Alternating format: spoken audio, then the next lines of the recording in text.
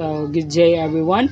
I am Weiser Kanal Asma, and for today's video, we are assigned to discuss about the Dialectical Tradition. So, general introduction. What you need to know about this book. So, in studying this book, you will able to know the different kind of principal ideas, issues in the area offered by philosophers from classical to contemporary times. And also, this is the third book in a three-volume series which is focuses on the subject matter of philosophy. The first two volumes dealt with philosophy of man and metaphysics. So, let's start with metaphysics. So, in metaphysics, it discussed the relevant aspect of the philosophic ideas and themes, which is centered on the basic question, what is it to be or exist. It involves such realities, changes, contingency, foundation as well as existence of God. So, sa metaphysics daw, nag-discuss siya sa philosophic ideas of themes and focus siya sa question nga what is it to be or to exist. Nganong ni-exista ug unsay rason nganong ni-exista. And also nagtakol po siya sa realities ug sa mga changes sa atong palibot and also the existence of God. It's either tinuod ba ang Ginoo or dili. So, next one is the philosophy of man.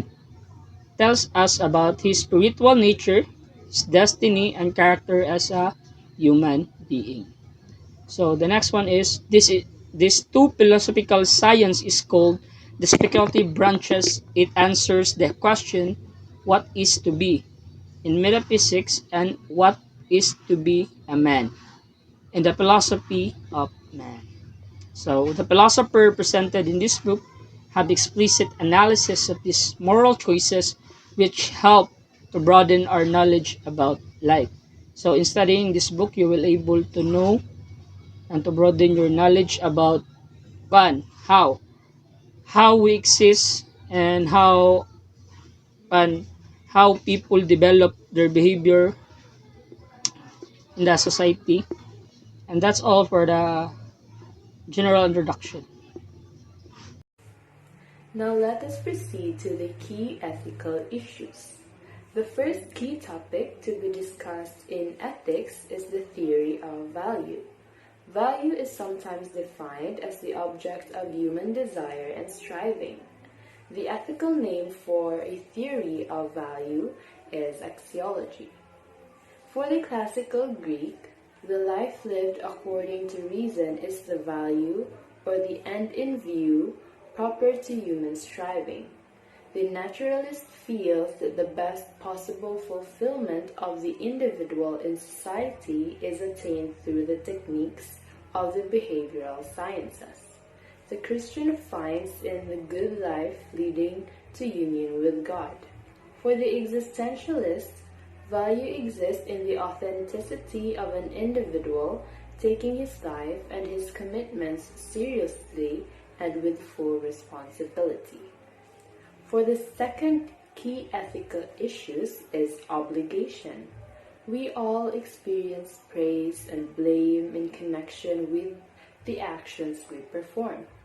Obligation is the claim made upon us by reason that some things are to be done and deserve praise, whereas others are to be avoided and deserve blame.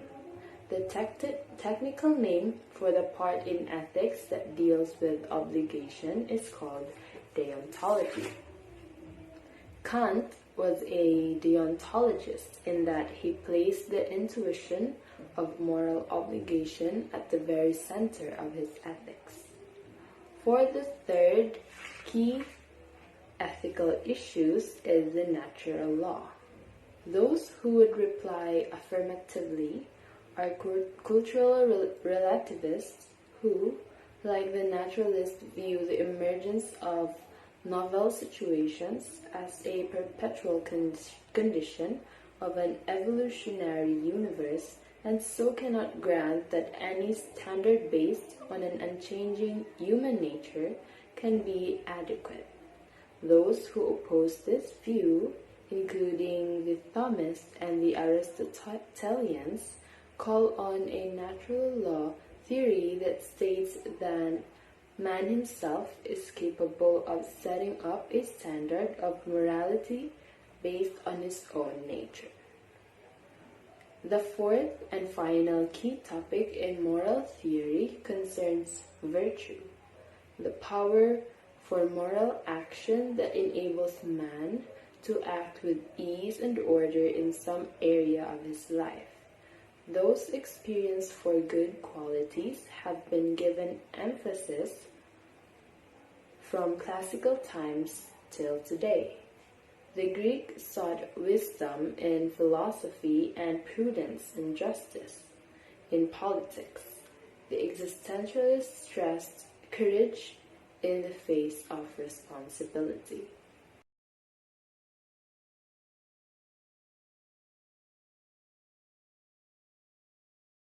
The Dialectical Tradition by Kant, Hegel, and Marx. Kant not only achieved a radically different solution to the problem, but ushered in an era of critical philosophy and a new approach to the field of morality. The Greek and Christian philosophers considered man's main task to be discovering the structure and law that was already present in the world. Kant spoke of moral law as being within man.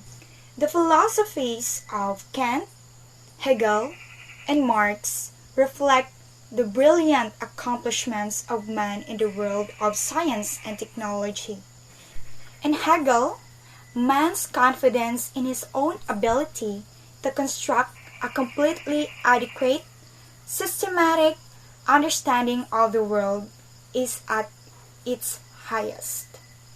In the quest of system that would rationally explain the absolute and the world, the nature of history, and the role of spirit, Marx too emphasized the relationship between man and the world and the necessity for man to work and relate himself to the world.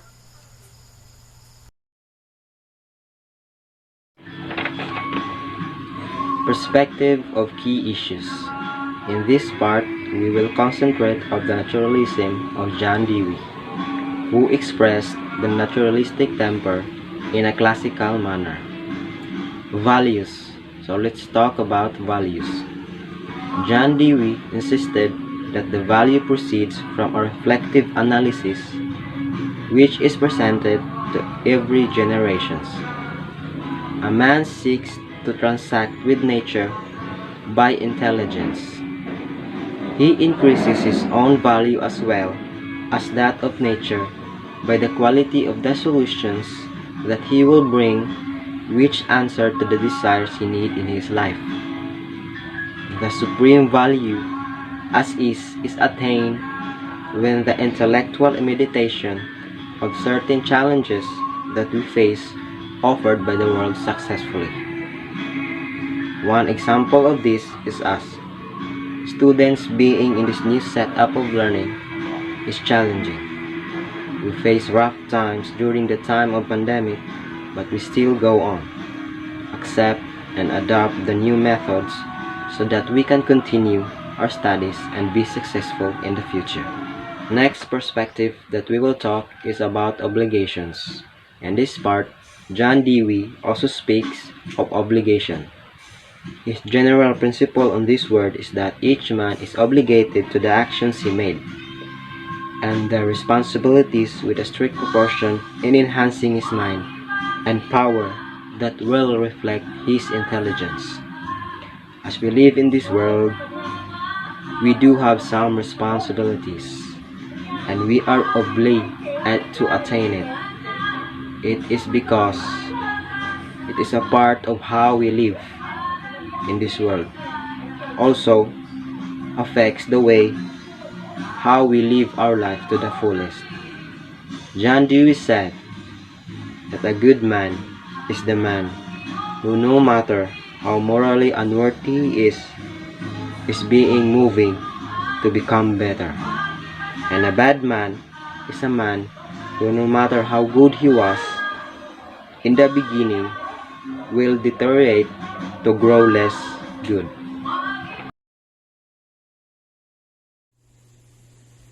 So, natural law. So, to understand Kant's theory of natural law, it is necessary to realize that the ethics of Kant is institutionalistic, which means nga that the standards of morality will only be found if a man recognizes that the moral law is within.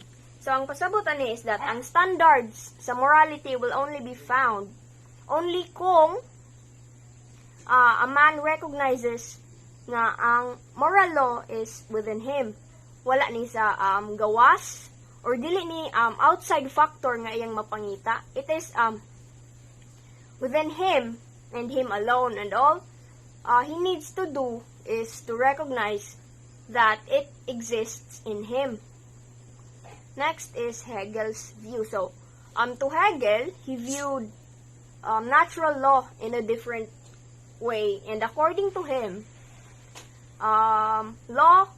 laws and moral standards are more perfectly embodied in the wisdom of men organized into a state community.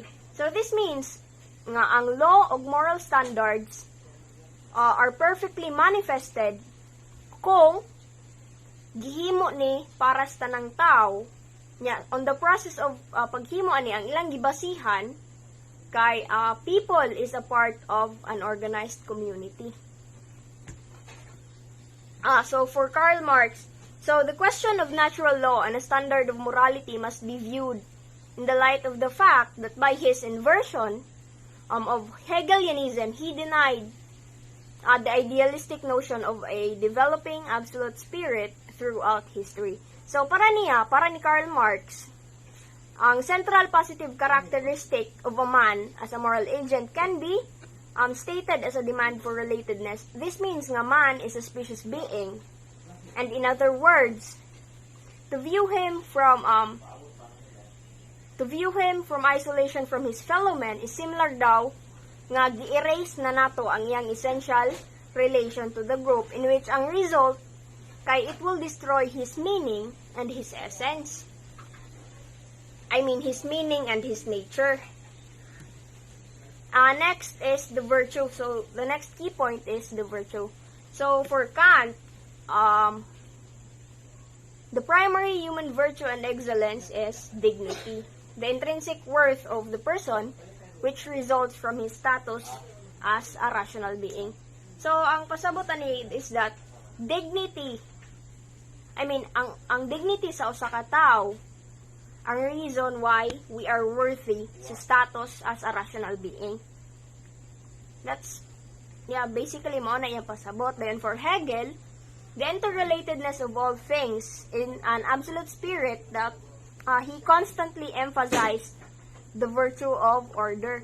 So, ang pasabot ni Hegel is that the freedom of, example, kaya itong freedom, ang pasabot niya is that our freedom or the freedom of an individual should be valued, but dili to the extent nga ang pag-exercise niya siyang kaugalingon nga freedom would result to the destruction of the freedom sa ubang tao.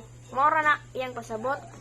Dayon, for Marx, the excellence of which marks the authentic human being is spontaneous and creative union with one's fellow men with nature. So, ang basically, ang pasabot ni Karl Marx is that ang authenticity nato as a human being or as an excellent human being or nga tong pagkamaayo nga tao is only proved if we are willfully